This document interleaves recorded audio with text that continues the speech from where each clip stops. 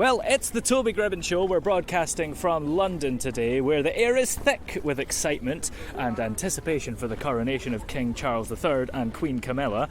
And who better to capture the spirit of the occasion than the one and only Anita Atkinson, royal memorabilia collector extraordinaire and monarchist, currently camping out here on the Mall. Now, when did you get here? Well, I got into London on Saturday. And I came straight down here to the Mall to check everything out, see what was happening, and try to find where I would be setting up my camp. Yeah. And I did find it actually. So, and I've done that since. So I did that. I set up the tent. I came down yesterday.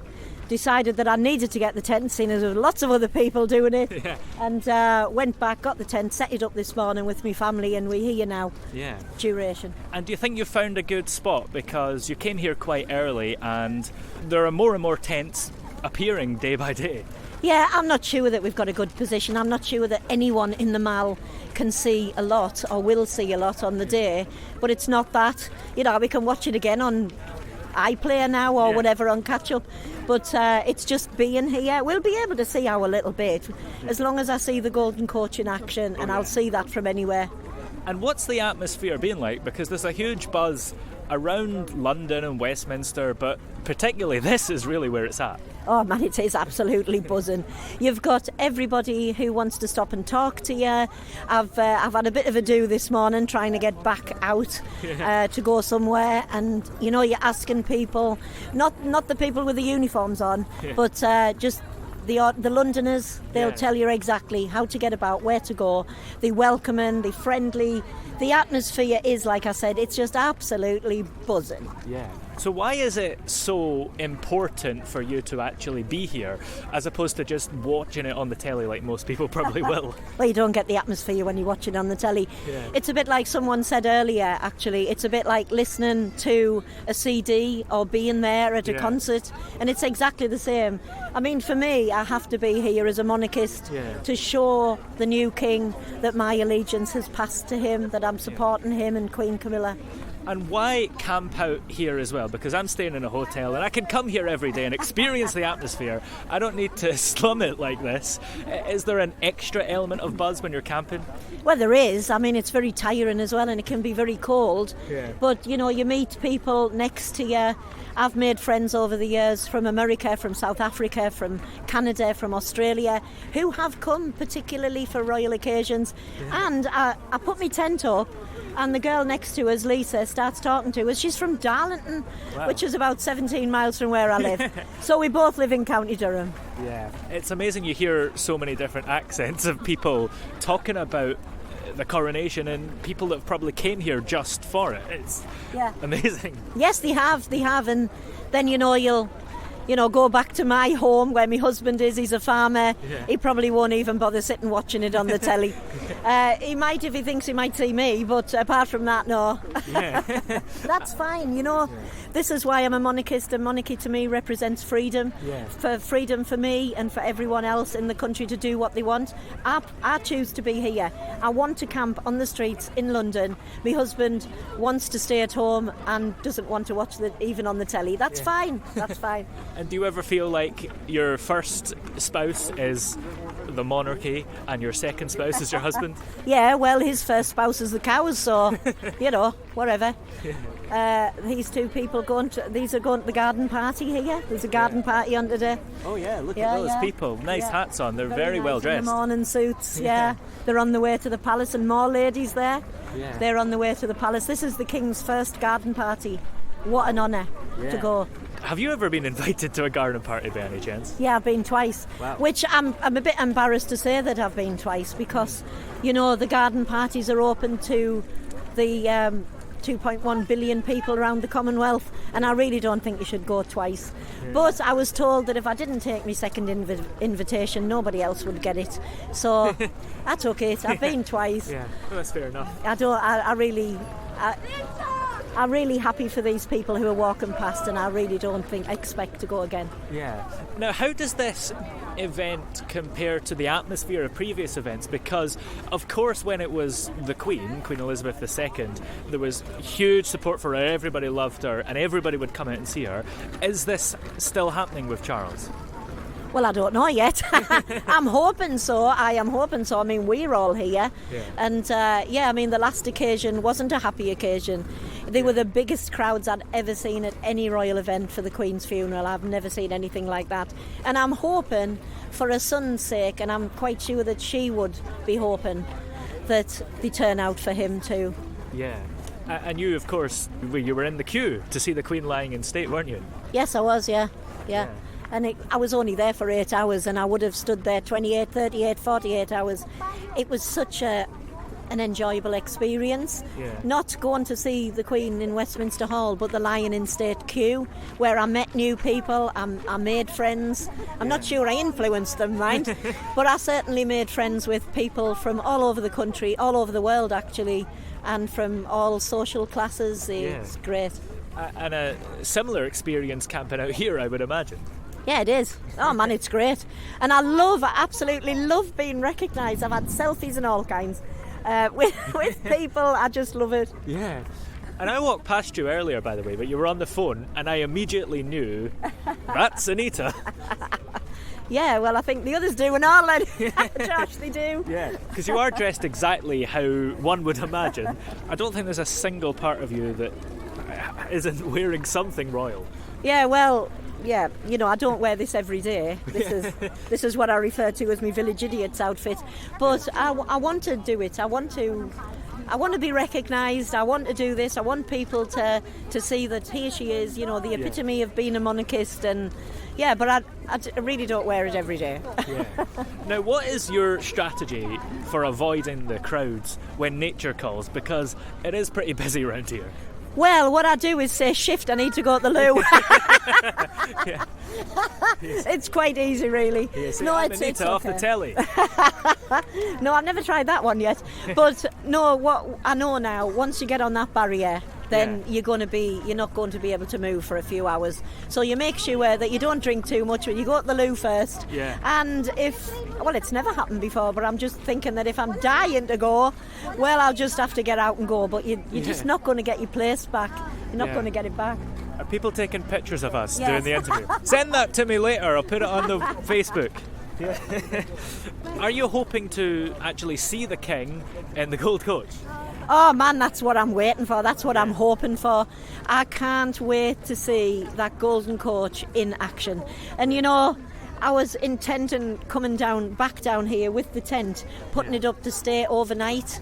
And I wished I had, because there was a full-blown rehearsal with the golden coach last night. Yeah. And I missed it. Yeah, I wanted to go, but I was worried how would I get back? Because it'd finish at the early hours, wouldn't it? It did. Well, there's always a night bus. I'll tell you what, this is London. This is the city that never sleeps. You can always get home. Yeah, that's true. Now, do you think when the King goes past in his gold coach, he's going to be impressed with your commitment and camping out, or do you think he'll just assume you're homeless? Yeah, the latter, I think. I think he'd probably be looking the other way. It's just my luck. Yeah. But I'm hoping that, we've seen them, the King and the Queen, going up and down in the royal car to and from Westminster Abbey. Yeah. And I'm quite sure that he's looking out, and I'm hoping it's making him happy that we want to be here for him. Yeah. Because, I don't think he's so sure of himself. I don't think he's so sure of how the people view him because of what he reads in the media. But, the silent majority are about to turn out. The silent majority are about to show him. Yeah, and there's been all sorts of concerns about protests maybe happening along the procession. Do you think that, as you say, the silent majority will drown out if there's any of that?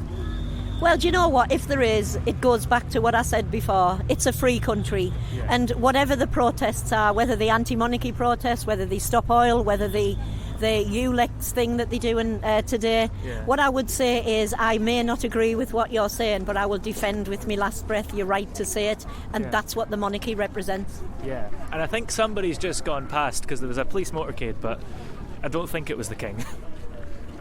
Well, if it was, I've missed him again. Yeah. Well, I saw him today. In the last couple days, I've seen all sorts of celebrities. I saw Princess Anne this morning, then a couple minutes later the King, and yesterday I saw Matt Hancock. So the whole world is here. He's not a celebrity, Matt Hancock. They should have left him in the jungle. Yeah, they probably should have. And what kind of king do you think Charles has been so far and will be? Well, he's not had the chance yet. First of all, he's got really big boots to fill, and I don't think anyone, not even if you brought someone back to life from history, any monarch can fill the shoes of Queen Elizabeth II, so he's got a very hard act to follow. The thing is, he's a caring man, he's a good man, he's a sensitive man, and for the last 5 decades he's been trying to save the planet. Everyone's been laughing at him. Mind they're not laughing now, but I live in a rural area. He does a lot for agriculture and rural affairs. He does a lot for young people through the Prince's Trust, and he's done this constantly. It's not like he stopped and started again. He's done it constantly. He's got the fund for the children's art. He just does. He's a good man, and that's all we want, is a good man on the throne. Yeah, absolutely. It seems like everybody who's ever met him only has good things to say. Yeah, that's the thing. It's the people who have never met him who poke fun at him or criticise him or, call him all kinds of names. But no, he is a good man. Maybe one of the things you're best known for is having this massive collection of royal memorabilia. Have you been to any shops and added to that collection while you've been here? Well, I'll tell you what, no, because they take your eyes out in London.